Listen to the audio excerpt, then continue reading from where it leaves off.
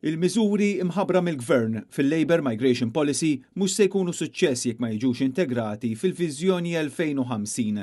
Dan intqal mill-Kamra tal-Kummerċ fi stqarrija li fiha l-istess Kamra tefed dawl fuq l-importanza li dawn il-miżuri dwar il-ħaddiema barranin ikunu parti minn pjan fit-tul.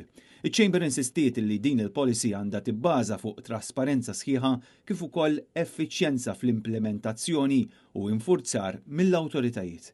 Il-Gvern ħabbar din il-Labour Migration Policy wara snin twal ħaddem mudell ekonomiku ibbażat fuq l-importazzjoni ta' ħaddiema barranin minn pajjiżi terzi.